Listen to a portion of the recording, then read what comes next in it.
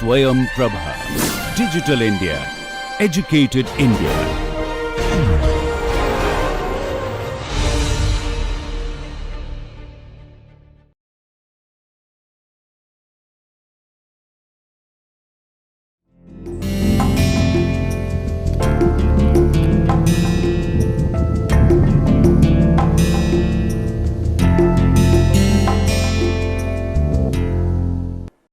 Hello, I am Dr. Himanshu Tyagi and I am teaching this course on heat and mass transfer.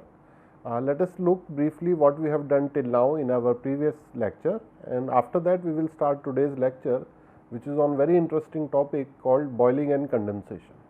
So we will start with boiling and condensation in today's lecture. Let us look at the previous lecture, which was on natural convection. So we started that previous lecture by asking some examples of natural convection. So we looked at some very interesting examples which take place all around us in order to cool certain surfaces. In these three examples over here, like cooling a monitor, our chapati or tea, and also in some cases natural convection takes place to heat a surface. Like if I leave a cold ice cream, then due to natural convection it will gradually get heated. And very interesting case we looked that in zero gravity, for instance, if we get opportunity to visit International Space Station, so even though it will be surrounded by air inside the space station, people are living there, breathing, the astronauts, but any of the equipment or even their body, they are not losing heat through natural convection because there is no effect of gravity. Gravity is very important because it is what leads to motion due to buoyancy force.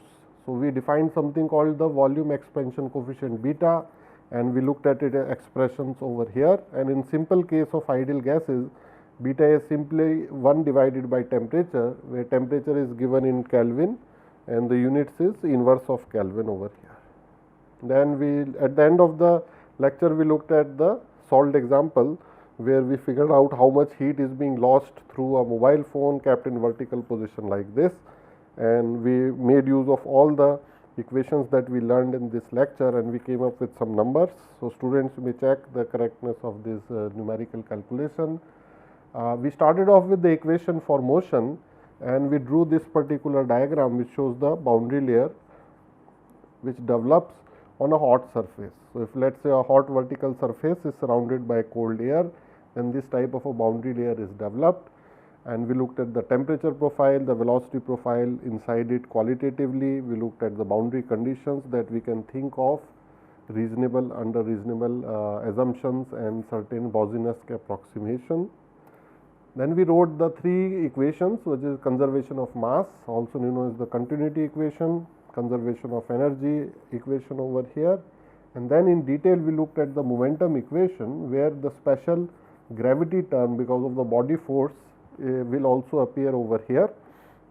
So we then simplified that momentum equation and converted it into non-dimensionalized form. So conversion of it into non-dimensionalized form may be little bit intensive, effort intensive, but the beautiful result we got was directly we could visualize over here that the presence of the Grashof number we can directly see, which we formally wrote over here. So this is the product of Grashof to Prandtl number, and Grashof number is this first term over here shown in the orange bracket, and Prandtl number, when we multiply it we get the Rayleigh number. And the very simple relation that turns out in the case of free convection or natural convection is that Nusselt is simply some constant multiplied by Rayleigh to the power n, and these values of C and n would depend on the various range, various geometry, whether the plate is vertical which is being heated, whether it is horizontal, whether it is a cylinder is it horizontal cylinder or vertical cylinder or a sphere, excuse me. So all these things are readily available from tables, and those students don't have to memorize, but they have to physically understand where does the correlation come from, and this is what we have shown over here, that what is the definition of Grashof number, what is the definition of Rayleigh number. So we looked at it from very interesting perspective, and we covered this particular topic. So after that we will move on to two more very interesting topics. One is the boiling, plus we will also look at condensation today. So I just wanted to start off this topic by showing this video over here. So I think we know all our surroundings, we have seen certain amount of boiling taking place. So if I ask this question to students, where have we all seen boiling taking place in real life? So the most exciting example comes inside the kitchen. We are perhaps boiling the tea, the boiling water in order to make tea or coffee. I can also boil milk. I can boil some water to maybe cook certain things as well, like rice, dal, vegetables or noodles. And like shown in this particular slide over here, here a solid surface is being heated for this boiling to take place. And these days we also have additional microwave based heating as well. So I can put a container inside the microwave, let's say a bowl over here, and if it contains water, I switch on this microwave, then the radiation, because of the electromagnetic radiation over here, some sort of the heating of these water molecules takes place. So the water molecules inside over here get volumetrically heated, and we can immediately see through this transparent screen over here. So we have transparent screen on the microwave that boiling is taking place. And one thing we have to be very cautious, and this thing also mentioned over there, because it's a different type of boiling regime, that sometimes it may so happen that with very innocent or unfortunate people, they take out that particular subcooled liquid which was inside over there, and this we will discuss in some of the examples. And as soon as you perturb it, then the whole thing becomes superheated, and this is something which happens because of the surface tension and other phenomena, that the fluid actually becomes very, very hot, and there is no, because there are no rough surfaces, that it has to actually boil and be converted into vapor, and as soon as we give some motion to it, so some people have experienced severe burning based on that. And what we are seeing on the left side is the conventional type of a boiling, the open pan boiling, where the heat is being provided from bottom over here. In this case, that kind of danger doesn't lie, because all these surfaces are usually rough, and very rapid boiling over here takes place. So this is much more safe. So this is just example. Another example which comes to our mind is not only just water or milk we are boiling, sometimes we can also boil oil also. So I think I can show over here that if we want to deep fry certain things, then also we can see that these oil also at very high temperatures it can reach, and these kind of bubbling effects can be seen over here as well. So we will start our analysis with this background, and then we will try and see that what are the different type of regimes. So what we want to do is, today in the first part we will look at boiling, in the second part we will look at condensation. When we are looking at boiling, then what we want to do is look at the physics behind it, that what is actually happening at the interface. Let us say I am heating a pan from bottom, that liquid molecules which are present very close to the interface, what exactly is happening over there, how does the roughness of that surface actually play a role, how does surface tension play a role, then parameters like enthalpy of vaporization. So we will also draw the TS diagram and try and see what kind of role is played over there. Then, as we will see in the next slide over here, this is something we will come to in very quickly, that are there different regimes in which boiling can take place, and the answer is yes. So we will look at things like defined as nucleate boiling and film boiling. So we will come back to this figure in just a minute. Let us try and see what are the basics of boiling that we can understand. So whatever new topic we want to understand, and this will be the first part. In the second part we will look at condensation. So let us look at the first part to begin with. So I want to study boiling concept in the very simple form. So there are many ways in which I can classify boiling. The simplest way I can classify is either it is pool boiling, and here I can say the bulk velocity of the fluid is 0. So whenever I am making tea or coffee or boiling water in microwave or cooking dal, chapati, doing deep frying, all those kind of things, they are actually in the case of pool boiling. Then there would be another case where I have flow boiling.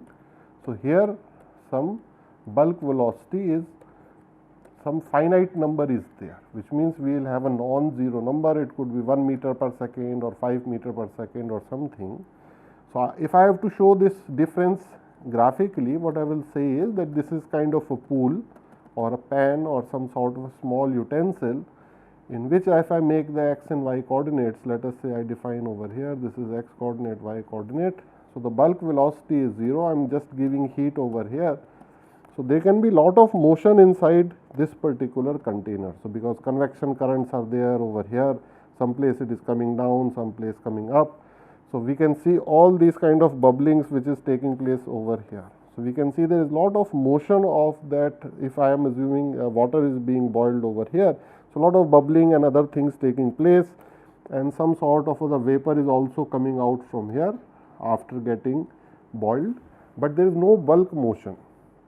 In the other hand, I can draw a pipe over here, in which let us say hot water at 99 degree centigrade is entering, and this is very long pipe which is surrounded throughout by flames. So, lot of heat is being given over here. So, naturally water temperature will increase, and it can so happen that this liquid water which entered over here in the pure liquid form can come out in the vapor or superheated form over here. So, where can this pipe type flow type boiling take place? If you look at the TS diagram, so in a conventional power plant, we can draw a cycle like this. So, let us say at high pressure, high temperature, so we can have this kind of the whole process from A to B to C to D. So, A to D is generally known as the boiler or the constant pressure heat addition. So, those students who are familiar with the TS diagram, they would immediately recognize this is a constant pressure line. So, P is constant on this black line, and generally A to B is the economizer,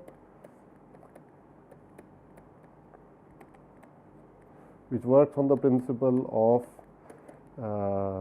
the heat exchanger. We will study that in the next chapter. Then we have a evaporator, and C to D is generally the superheater, and in some power plants there are additional reheaters as well.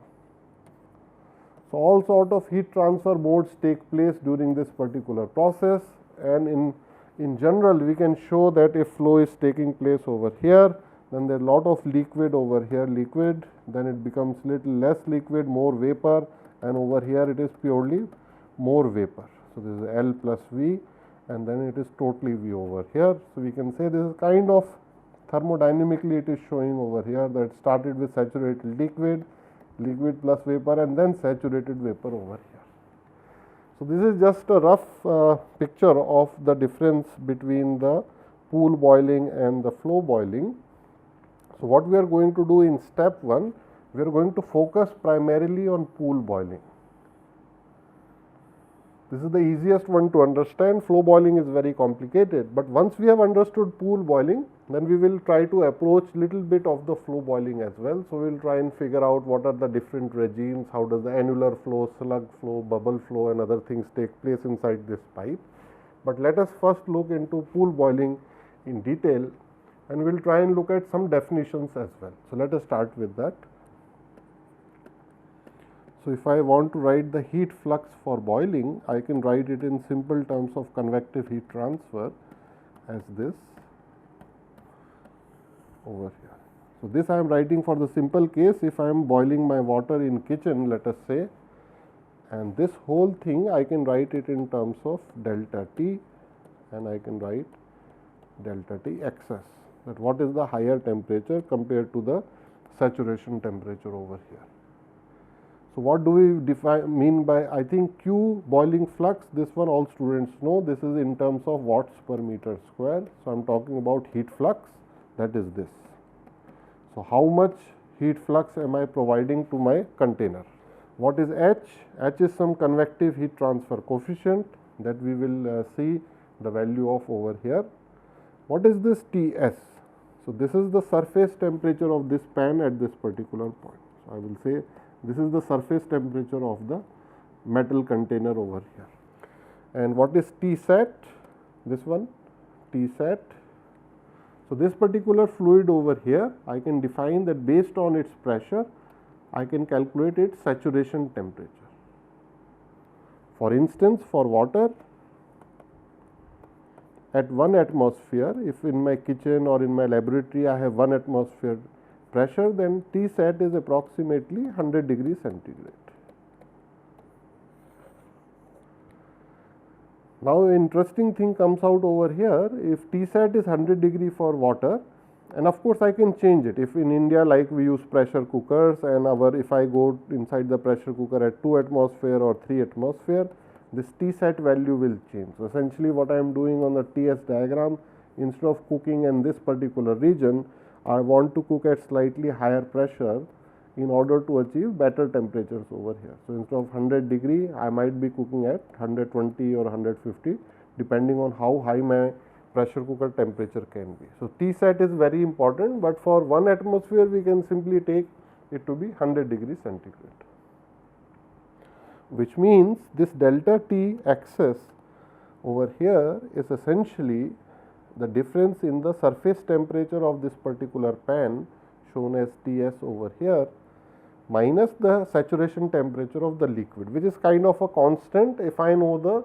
atmospheric pressure or the room pressure, which means Ts is something that I can control, and we will figure out, can H also be something I can control. So, H may depend on lot of parameters like surface tension, what is the geometry, what is the surface roughness, what is the dynamics between the fluid and the surface over there, and what is the surface tension. So, there are various parameters that we can work with.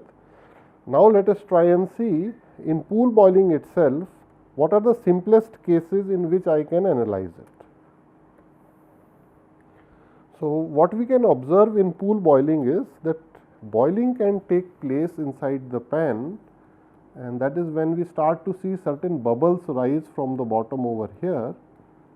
And let us say this is my fluid, and I call it case A on the left side over here, and then this is case B, and let us say I have fluid over here as well. Now, very interesting, this whole thing is filled with fluid, both sides.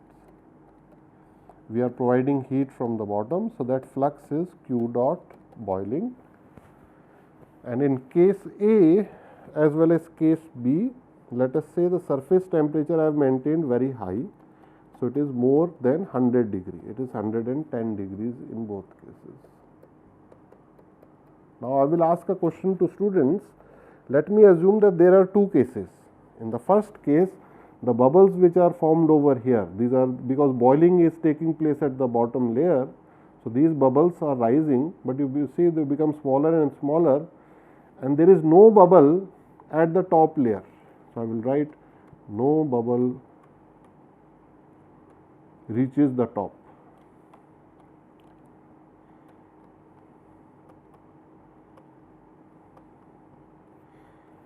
On the other hand, in case B, the same thing happens over here, but the bubbles reach over here, and after over here they become vapor and then go over here and here. And bubbles reach from here, here, here, here, here, and then it becomes vapor here. And another interesting thing which will happen is, after coming over here, vapor will condense again, because it will face the cold air and then it may become mist.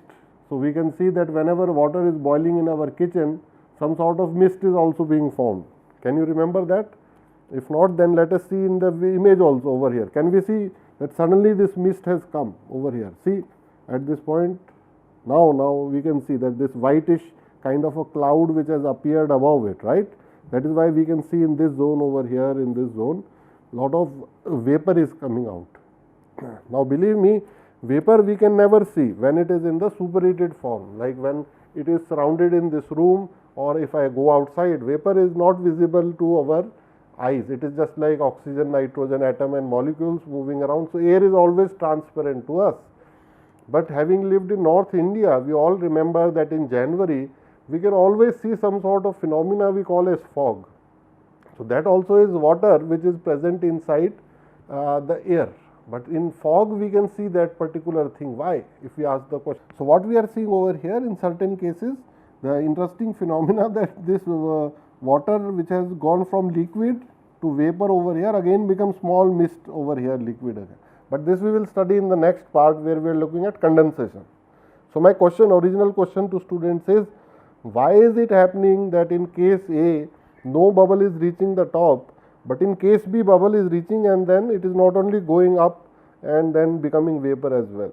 So one hint I will give over there is that what could be the reason that this vapor at this particular point has totally collapsed, which means it has given all its heat to the liquid and it has also condensed itself. So the hint is that the liquid must be very, very cold, relatively speaking, very cold around it. So the way we will define it over here is, we will call this whole thing as the subcooled boiling. And why are we calling it subcooled? Because we will write over here that here the bulk temperature is less than the Tsat, which means in as an example, bulk temperature here could be 80 degree, which is not cold, but relative to the vapor it is cold, because Tsat is 100 degree. And in this case we will call it as the saturated boiling. Why are we calling it saturated boiling? Because in this case bulk temperature is actually equal to saturation temperature is 100 degree. Which means if I make this bubble black over here, this black bubble when it is coming up, there is no point in it losing heat to the surrounding liquid, because both the bubble and the liquid almost same temperature, 102 and 100 degree centigrade. But on the left side, this black bubble over here was maybe 102 degrees, but the liquid surrounding it is 80 degrees. So it is just giving lot of heat to the liquid, the whole thing is getting collapsed. So this is the different stage. If I am boiling the water in my kitchen for making tea, this is how the process actually goes forward. First we are in the subcooled boiling and then in the saturated boiling. Then in saturated boiling, let us see what are the different flow regimes or the boiling regimes. So in the next slide we will look at boiling regimes. I hope till this point the difference is clear between the subcooled boiling and the saturated boiling, and the differences in the bulk temperature. So here we can write the bulk temperature is less than Tsat, and here it is equal to Tsat. Now let us go to next slide, and here I want to draw on a slightly larger scale. Let me draw it little bit larger over here, that this is the delta T axis, okay, and over here I can write is Q dot boiling, and this units is watts per meter square, and delta T axis is of course degree centigrade. And let me first make the curve, then I will discuss with the students. So let me make the curve like this.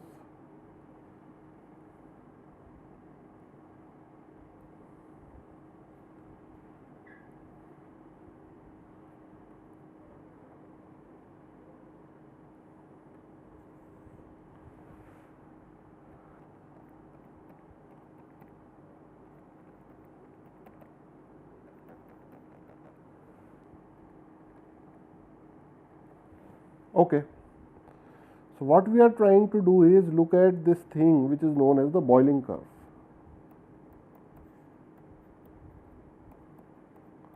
And over here I am going to draw it for water, but for all fluids we can draw different type of boiling curves. So what we are showing on the y-axis is the heat flux. This is in watts per meter square, and on the x-axis we have delta T axis, which is defined as Ts, surface temperature, minus the saturation temperature of the fluid. Now let us try and see what is happening inside the pan which I am heating in my kitchen. So this is the pan, the handle over here, then water is over here. So essentially I want to boil this water, and I want to zoom in this particular region over here, because this is where boiling is taking place. May I ask the question, why is boiling taking place inside this circle in this zoomed in region? Because boiling has to take place at the interface between the solid and the liquid. So I will draw this zoomed in over here. Let me draw it like this.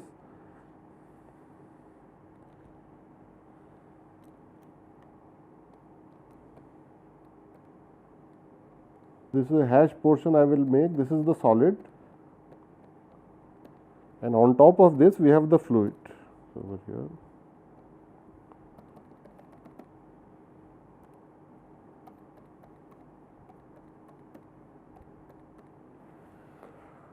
Now we are supplying heat from the bottom, that is heat flux.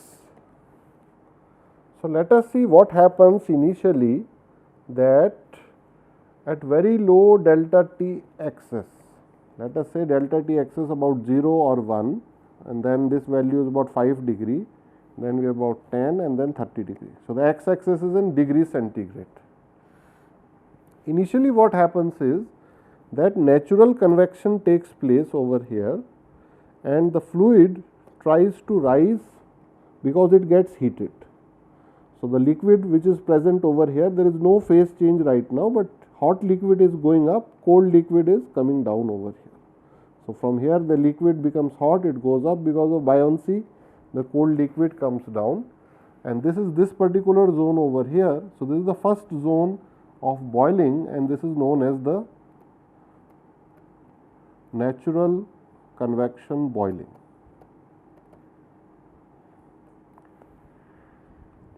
And we don't really see any bubbles form at this particular time. So this is a very small region in which just as the bubble is about to form, the liquid has become so hot that it has just gone little bit up over there. So there is very small difference in temperature, maybe 98 degree, 99 and 100 degree. So 101 is going up instead of becoming vapor, and then that 99 one is coming down. So some sort of a recirculation is going on over here. Then, by the way, how are we traveling on this particular curve? My question is this, that I was here, how did I reach at this particular point? If I say this is point A, from A to B, how do I go? Over here in my kitchen, in my laboratory, what have I changed in order to go from A to B? Otherwise, I will always be at A. How am I increasing in this particular curve? How am I going from A to B to C to D? So the answer is on the y-axis. What I have done is, in order to go from point A to point B, I have increased the y-axis. So in my laboratory, what is the parameter which is governing the y-axis? So if I am in the kitchen, that LPG flame is governing the y-axis. Why? Because why? The y-axis is q dot double prime. So it is the heat flux. How am I increasing heat flux? I am increasing the heat supply over there. If I am in the laboratory, I am using electric heater, I am passing more current below the pan in order to, today we can buy induction cooker also. So I am supplying more current to it in order to increase Q dot. So if I want to go to point A to point B to point C along this particular curve, I am increasing Q dot. If I don't increase Q dot, keep it fixed, I will always be at point A. I cannot go travel further, right? So from point A to point B, I have increased the heat flux from this point to this point. So this was Q double prime A. Maybe its value is, let's say 5 or let's say 500 or 5000 watts per meter square, 5000. If I make it 6000, I go to Q dot B over here. Then I keep on increasing it. At certain point, what we will see experimentally is suddenly we will start seeing some bubbles appear over here. Okay. So I am drawing this green bubble over here. Can you see it? This green bubble, I will draw 3 bubbles over here, 1, 2 and then 3 one over here. Which means now we have entered the next regime, which I will write as the nucleate boiling.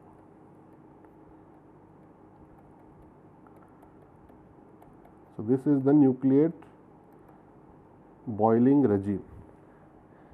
What happens by definition the nucleate boiling is that some bubbles we will be able to observe. And inside the nucleate boiling there will be some 2 regions. This is region A, this is region B. So this whole thing from here to here is nucleate boiling. We have not defined what is nucleate, just in few minutes I will define. But even inside nucleate boiling we will have 2 zones, and I think you will immediately remember this zone. This I will call as the subcooled boiling.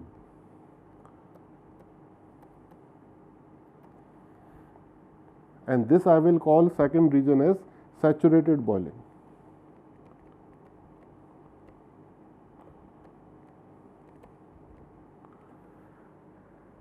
And if student was having doubt what is subcooled and what is saturated, we go one slide back. You remember this case A and case B over here. So case A, subcooled boiling. What it means?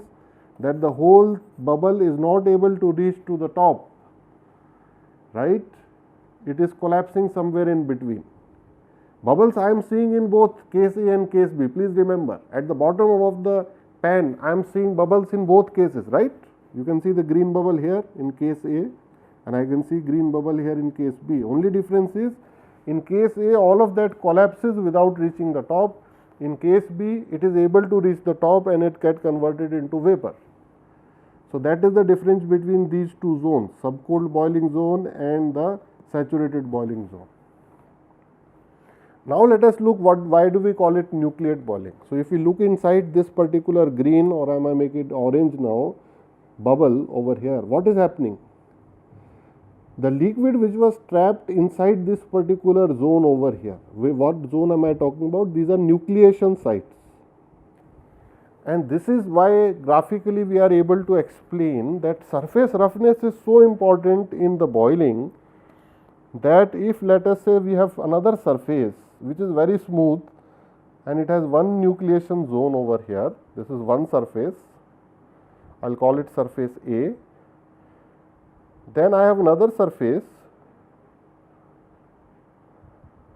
where I have 4 nucleation zones. So in nature what happens in surface B, better boiling will take place compared to surface A. Okay, and this is very important, because only when the nucleation site is present, then the liquid can turn into vapor over here.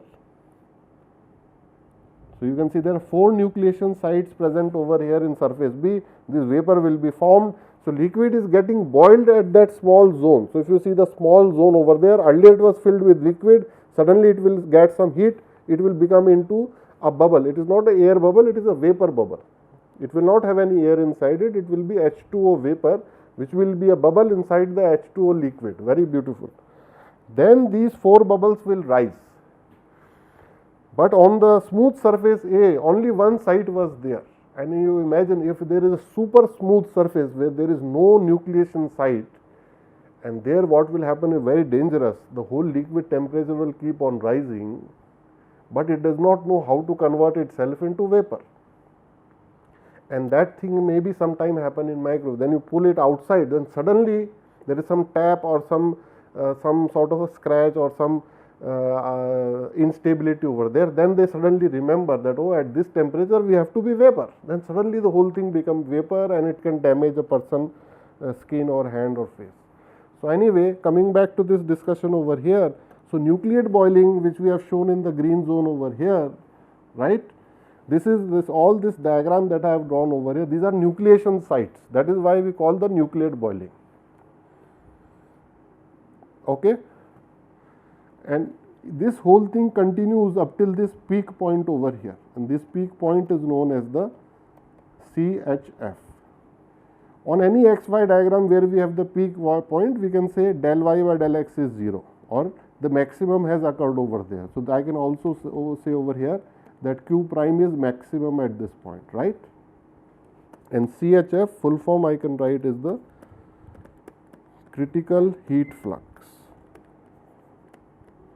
So in the example that I am trying to give over here, this value I will just share is about, I can write over here, this value I can write is about 10 to the power 6 watts per meter square. So typically we can achieve this much with water, and just see that delta T is only 30 degree, which means what is this delta T? Ts minus T sat. What it tells me is that this pan inside my kitchen, that surface temperature, I only need to maintain 130 degree centigrade. Only 130 degree centigrade if I keep, then full boiling is taking place, critical heat flux is almost achieved, and the boiling zone that we are in is still the nucleate boiling, because we are still on the left hand side over here. After we have reached nuclear boiling, then we again try to go little bit further. Then this zone is known as, the next zone is known as the transition boiling.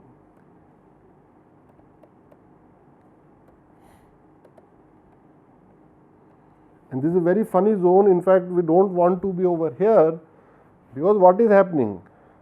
The heat flux has become lower, we are now suddenly going down, and delta T is increasing. So, I will explain about it in just a little while. Then we reach this minima point over here, right? In minima I can write Q dot double prime is minimum, MIN, minimum, and this is also known, another name is Leidenfrost point. I will call it LEIDEN, Leidenfrost point. And I will just make one claim that all students have definitely seen it in their life, but I will just explain in words that what does Leidenfrost point mean. But I am telling before that everyone has seen it in our kitchen every day, almost every day we see what is Leidenfrost point. So, I will share with that in just a minute.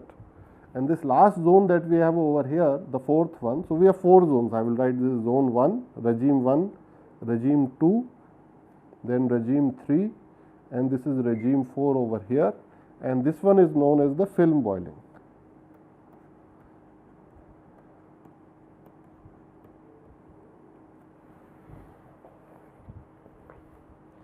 And before I go into transition and then Leidenfrost, let me quickly tell what is film boiling, because that is very interesting. The film boiling is where the nucleation site has covered the whole film, or covered the whole solid surface. In other words, if I can draw over here, then nucleation is taking place here, here, here, here, here, here. It is taking place so fast and at so many points that if you look at it with the camera, then you will see that there is a film over here, continuous film all the time. The whole thing become orange. Orange by orange I am showing vapor. Then the definition, by definition, what is a film? Film is anything in real life which covers another surface. So, we can have a dining table, then there is a very shiny film on that. If I purchase new car, then there is a shiny film of some material on that one as well. If I purchase a new book, then usually there is a transparent film, I can pull it off little by. So, film by definition is the top surface which covers the bottom surface. So, over here we have the vapor surface which is totally covering like a film, and this I am talking about is the zone 4. And let me go back 2 slides back, and this I will show with the photograph over here. Now, we are talking about nucleate boiling, which was zone number 2, you remember, and now we are talking about film boiling, which is zone number 4. So, now let us look at that particular point over here. So, this is a photograph taken by Professor Westwater from UIUC, and the reference is given over here. So, what they have done is, instead of taking like in our kitchen a pan in which it is happening, they have taken submerged a heater. So, it is a cylindrical heater which is submerged by fluid on all sides. Okay. So, I think you can imagine this is a fluid over here, then boiling is taking place on all the surfaces over here, and the bubble will come from the top surface over here. So, what we can see over here is this particular cylindrical heater, right, and then we can see bubbling all around it. So, over here I can draw with orange pen over here. These are the nucleation sites. Of course, nucleation sites are very small, but inside from there these bubbles are coming out, right.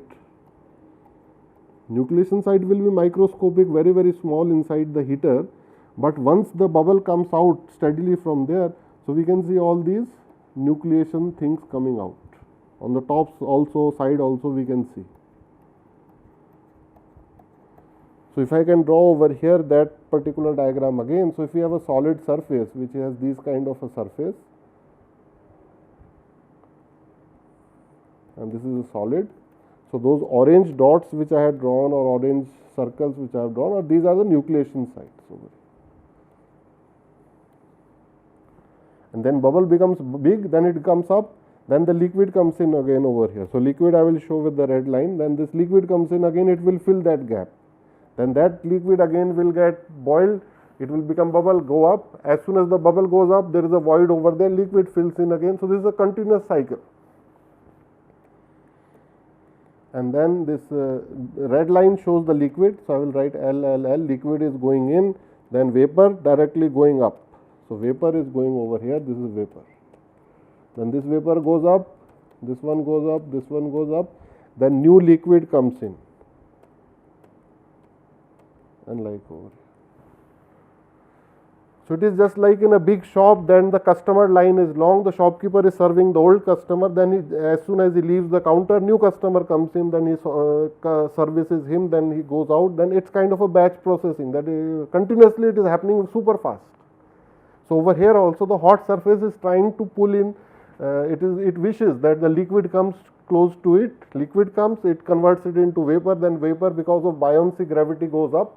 When vapor is gone, then a space is generated for new liquid to come in. Then that liquid touches the hot surface, it becomes vapor. Vapor is bubble, it suddenly goes up. This is what we are seeing in this diagram in nucleate boiling. Small bubbles we are able to see, and very beautiful photograph is taken over here. So this is nucleate boiling. Now we see below what has happened over here. This heater which I have drawn over here, the whole heater is covered with a film of vapor. There is no nucleation site, isn't it? This whole top surface is filled, this is a whole film. Now it has happened in such a way that all the customer have overwhelmed the shopkeeper. So a whole full row of the vapor has actually formed over there. So there is no way the liquid is in direct touch with the surface. So it is a very unfortunate situation over there, because the liquid which want to get heated, get converted into vapor by that hot surface, there is no contact between them. In other words, there is a thermal resistance which is placed between the liquid and the hot surface, and that thermal resistance is because of the continuous and almost permanent layer of that vapor, which we are calling technically a film. So that film is become permanent there. As long as we are giving the heating on the Q dot over here, which means as long as we are giving this heating on the y-axis, that film will be there, and that is why we have to give huge amount of heating to, and you can see immediately over here that look at the delta T in the film boiling regime. So in the nucleate boiling, how much was the delta T? Just 5 degree to 30 degree. In film boiling, why is it very high delta T? 120 degree to 1000 degrees, or even more, 2000, 5000 degree. It is just because that much voltage difference, because you remember delta T in thermal resistance terms was voltage difference, because there is a huge resistor if it is present in front of us, and we still want to transfer Q dot. If we still want to transfer some current or the rate of heat over there, then I have to apply very large amount of temperature difference. So this is an analysis that we have looked at with the difference between nucleate boiling and film boiling. I have skipped little bit part of the transition boiling and Leidenfrost, which I want to tell now. But I hope this concept is clear, nucleate boiling, film boiling. Now let us continue this analysis and let us look at Leidenfrost, and I will now substantiate my claim that we have all seen it in our lifetime once or another. So Leidenfrost point is the point where, I will draw that again, this particular point is the Leidenfrost point, this is Q prime delta T. So let us imagine what will be the liquid's response at this particular point. How will we achieve this particular point? If we have a very hot surface and there is some liquid present on top of it, let us say it is in the drop form. Let us just imagine over here. Now instead of being able to touch this liquid, if the bottom of the liquid has boiled and it has become the vapor. So this zone I am showing as the vapor zone. So the liquid is actually dancing on top of this particular vapor. It is not able to touch the hot surface. This hot surface is at very high temperature. Look, if you go back to the previous point, temperature is 120 degree excess, which means Ts is about 220 degrees centigrade in our experiment, because delta T was excess temperature. So this thing can happen in our kitchen, in our laboratory, at many places where the hot surface, we sprinkle some droplet of water, and this is, I think, we have all seen while cooking or while watching another person cook, or if some dosa is being made somewhere or some sort of a parat is being used where we are cooking paratha or other particular ingredient, Then if we sprinkle some water, some of it will disappear immediately.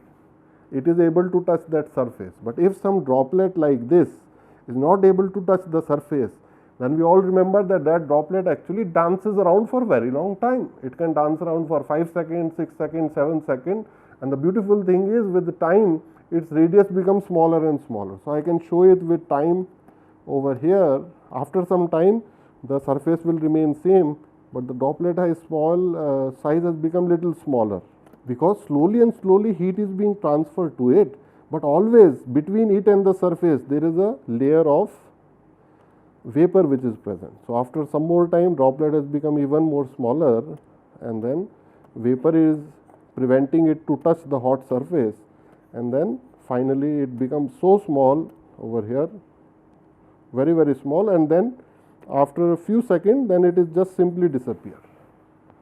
So this particular phenomena where a resistance, thermal resistance is acting over here, because this is a layer of that water vapor which is preventing this liquid. And where is this water vapor coming from? Solid is not giving, it is the droplet which is evaporating. So the droplet is coming like this, water vapor, it is evaporating, going up. The whole process is very fast, but can take sometime 4 to 10 seconds, and during that time we can see the droplet which is dancing around, and that incidentally is the T, this T prime min, and also known as the Leidenfrost point over here. So now we go back to previous slide and try to connect it, that we have still not defined what is transition boiling, but we are seeing that at this min point some very very worse condition is happening, worse in the sense that from a heat transfer point of view, that huge delta T but still very low Q prime. This is something that we never want to happen in reality. Now let us talk a little bit about the transition boiling, this in between regime. So transition boiling, how I will define it is, that is nothing new, but it is just a combination of the nucleate boiling and the film boiling.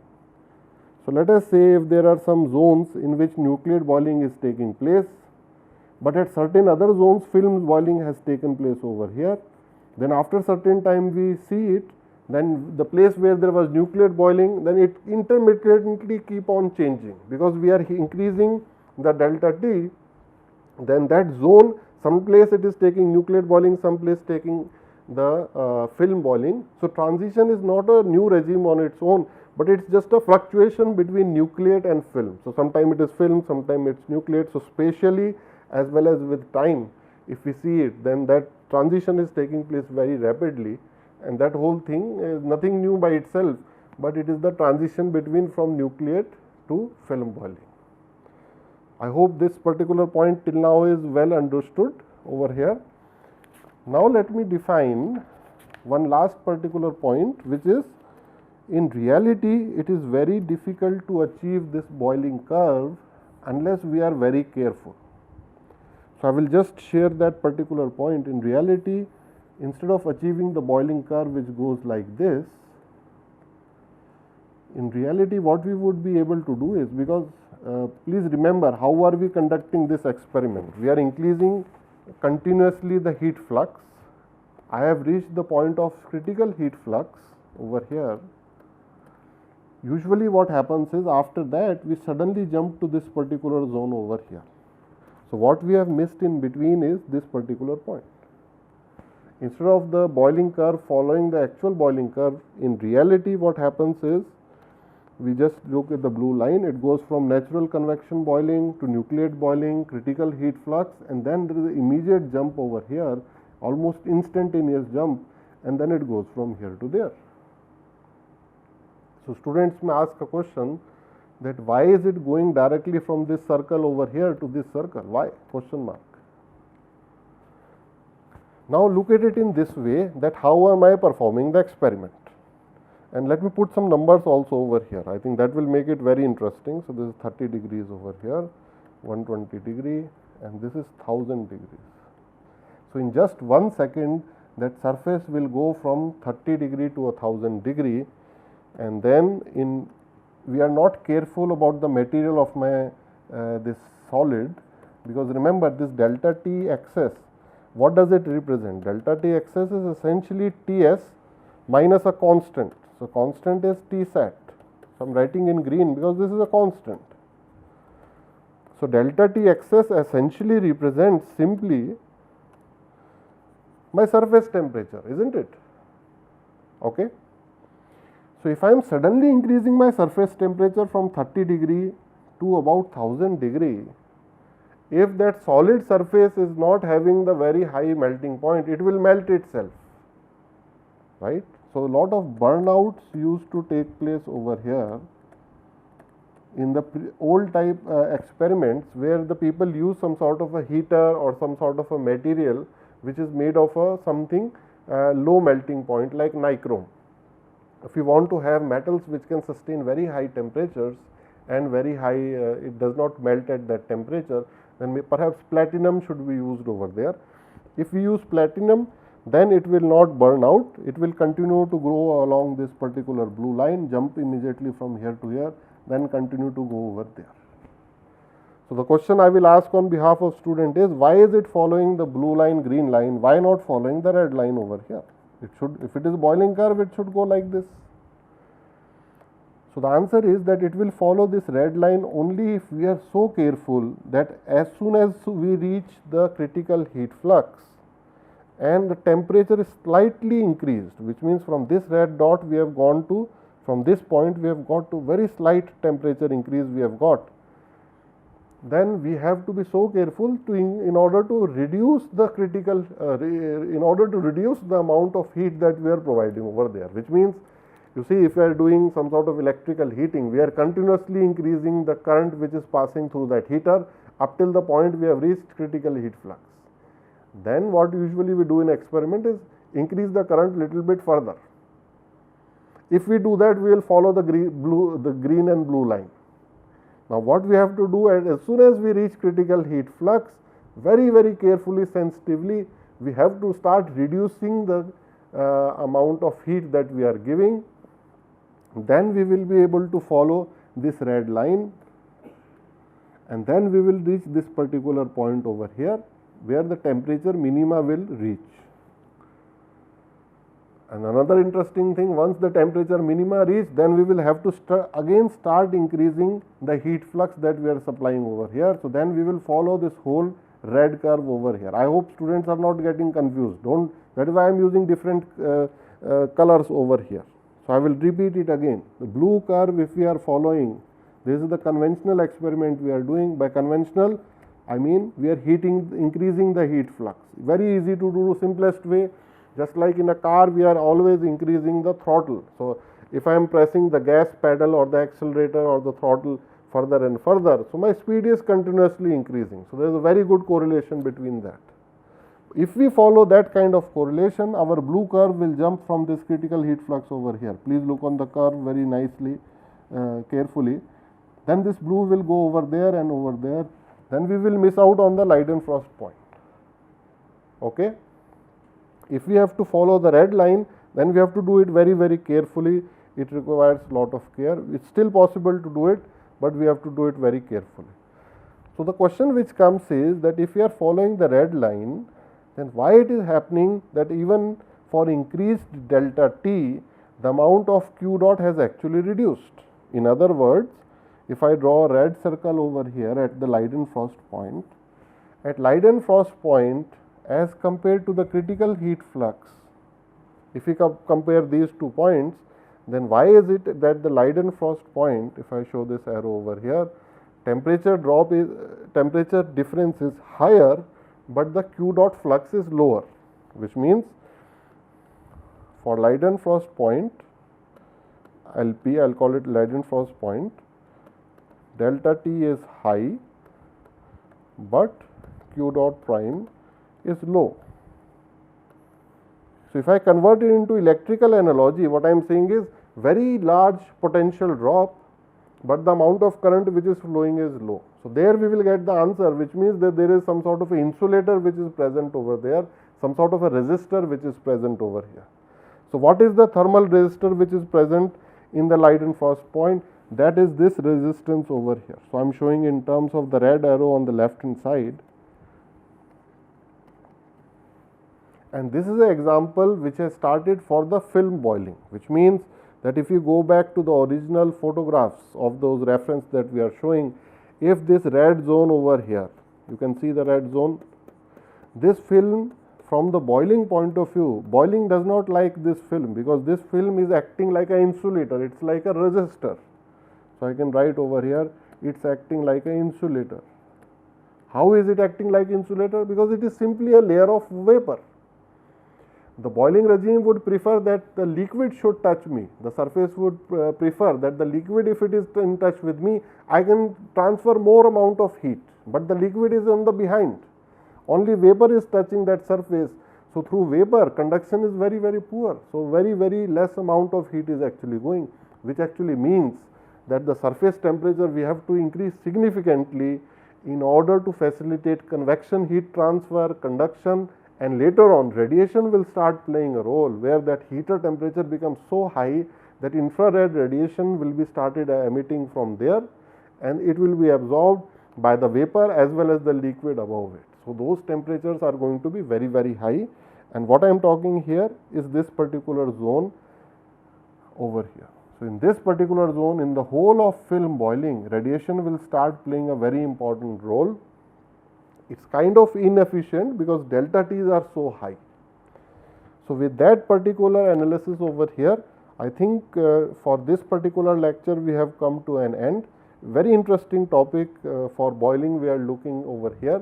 We will continue it in the next lecture, and we will also cover certain portions of condensation, which is also very interesting topic, where we will see the reverse which is happening, that the vapor form will be condensed on a particular surface, it will become liquid, and we will see what are the different regimes of condensation.